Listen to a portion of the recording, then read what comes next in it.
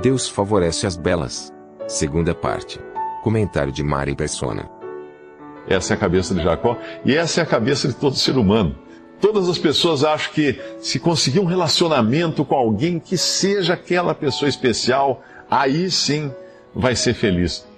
Basta ver que o tanto de romances, de novelas, de filmes, tudo é baseado no quê? Na ideia de que se a pessoa encontrar alguém, a pessoa, o par perfeito, né? Aí sim a felicidade vai ser completa. Então ele quer Raquel. Ele quer a mulher mais bonita. E eu pergunto, parece que não mudou nada a sociedade daquela época com a sociedade de hoje, né?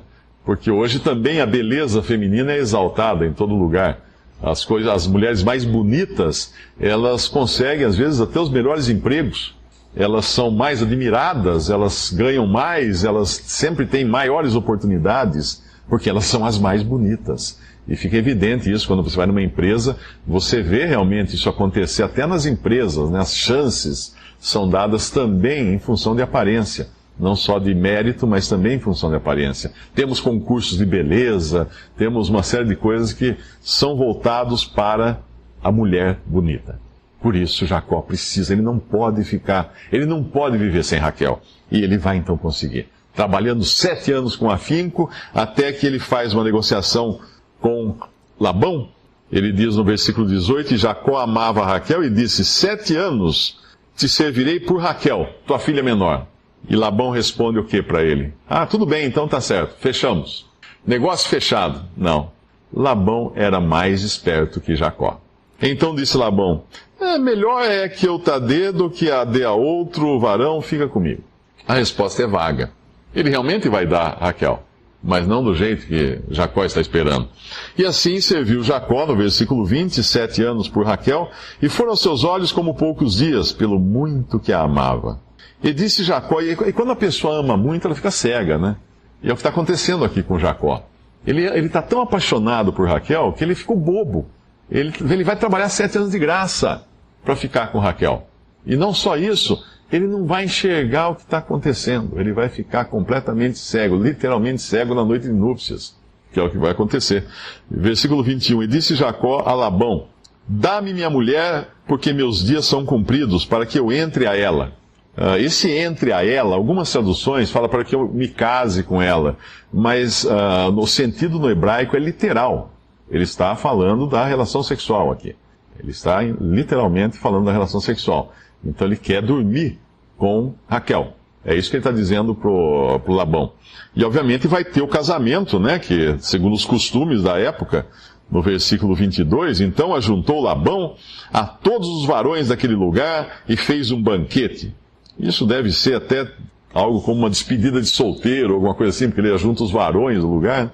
E obviamente esse banquete deve ter tido muito vinho, muita alegria, muita cantoria. E aí o nosso amigo Jacó vai para sua tenda, e aconteceu que à tarde, Labão, portanto, tomou Leia, sua filha, a mais velha, e trouxe-lhe, entregou para Jacó.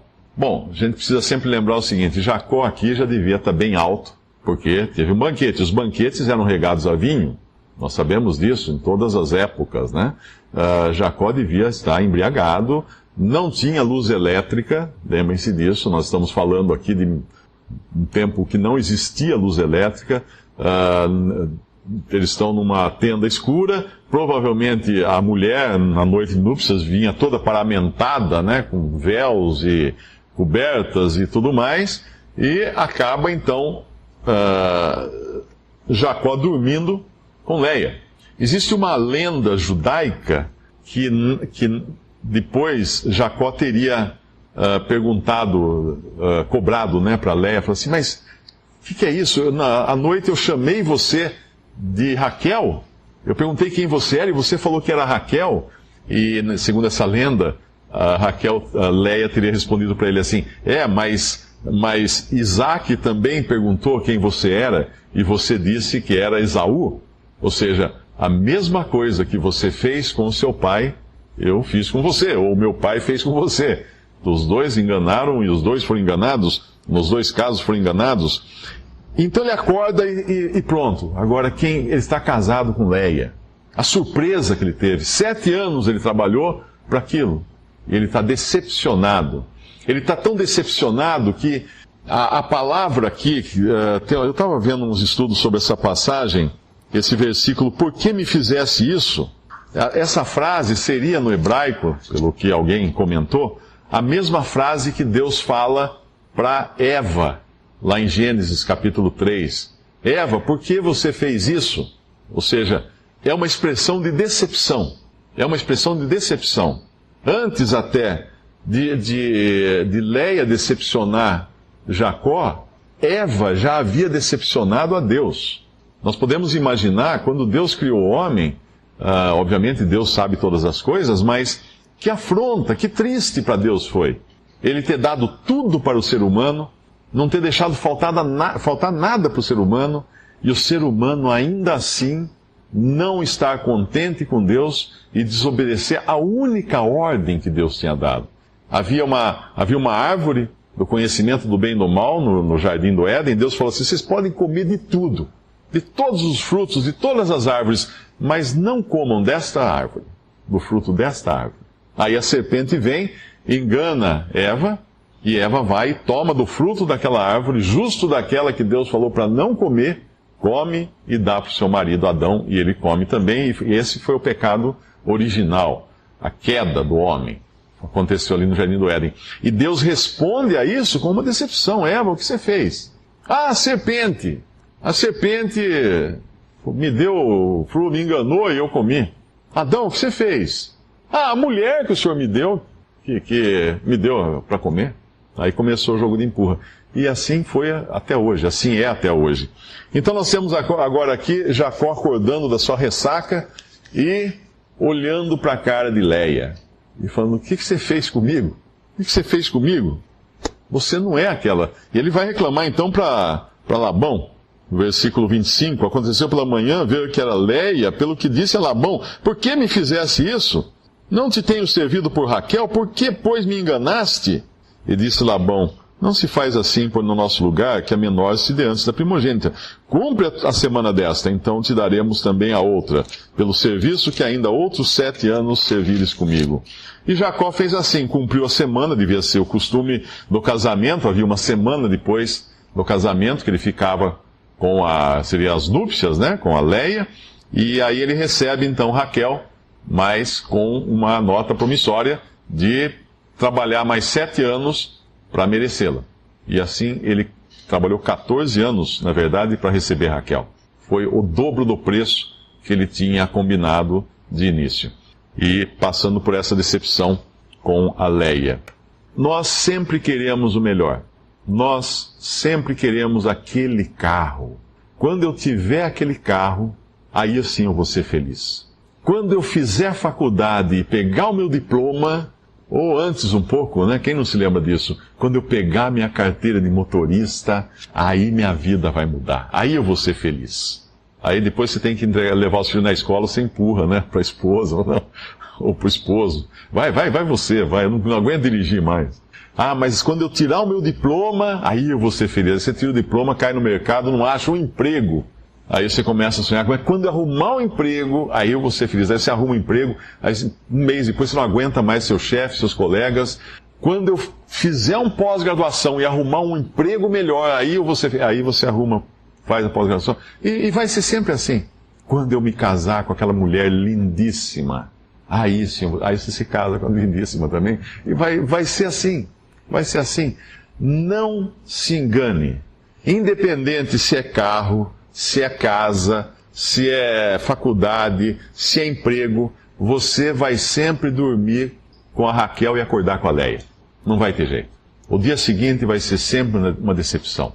Nós nunca estaremos satisfeitos com as coisas que temos nesse mundo, porque elas não preenchem o vazio que Deus deixou com a separação, quando o homem pecou, quando o homem caiu em pecado. Mas Deus, felizmente, Ele reparou esse dano. Deus reparou esse dano. Deus, ao longo dos tempos, Ele provou o homem de diversas formas, de diversas maneiras, para deixar muito claro que não haveria chance do homem encontrar o caminho de volta para o Éden, como se fosse encontrar o caminho do Shangri-La. Deus deixou muito claro. Para começar, quando o homem pecou e caiu, Deus colocou um anjo na porta, na entrada do jardim, e uma espada flamejante, uma espada que revirava, para impedir que o homem entrasse de volta no jardim do Éden, porque ele poderia ir comer de uma outra árvore, que é a árvore da vida. E assim ele não morreria mais. Ele continuaria no estado degradado do pecado, porém imortal. O que seria muito pior do que o estado atual do homem. Um homem pecador, péssimo, um estado completamente arruinado e pedindo a morte e a morte não vindo, não acontecendo. Então Deus, por misericórdia, guardou o homem disso e foi provando o homem ao longo da história até que ele decidiu entregar o seu próprio filho para pagar o pecado do homem, para criar esse caminho de volta. Só que não é exatamente o caminho de volta, porque o que Deus fez foi algo muito melhor, muito maior até do que a primeira criação. Então, quando Cristo veio ao mundo, ele não veio para dar exemplo de bondade. Aliás, ele deu exemplo de bondade, ele deu exemplo de ser um homem perfeito, como era, evidentemente, mas ele não veio como um mártir, ou como um guru, ou como um grande sábio que viesse nos ensinar como a gente se ficar melhor, como a gente aprimorar a nossa maneira de ser, para merecer então o céu, merecer o favor de Deus. Não, ele não veio assim. Ele veio como vítima. Ele veio para morrer, porque o pecado do homem exigia uma paga, exigia um sacrifício, exigia a morte do pecador, exigia a condenação do pecador, o juízo eterno do pecador. E Deus então entrega o seu filho, o seu único filho, para sofrer esse juízo na cruz. A morte de Cristo na cruz não foi acidental. Não foi uma coisa assim que os planos deram errado. Vamos comparar aí com os Inconfidentes, né? Lá em Minas, que Tiradentes acabou então preso e enforcado e esquartejado, e os seus pedaços expostos na via pública. Não foi isso que aconteceu com Cristo. Tudo estava pré-determinado. Ele sabia o que iam fazer com ele. Ele foi até o fim. Ele poderia se libertar, mas ele não queria, porque ele ia cumprir a obra que Deus entregou para ele cumprir, que era morrer no lugar do pecador, substituir o pecador no juízo. Esse é o Evangelho. Cristo veio, Cristo morreu por nossos pecados e ressuscitou ao terceiro dia para nossa justificação. E assim é a obra completa de Deus para nossa salvação. Visite Respondi.com.br. Visite também 3minutos.net.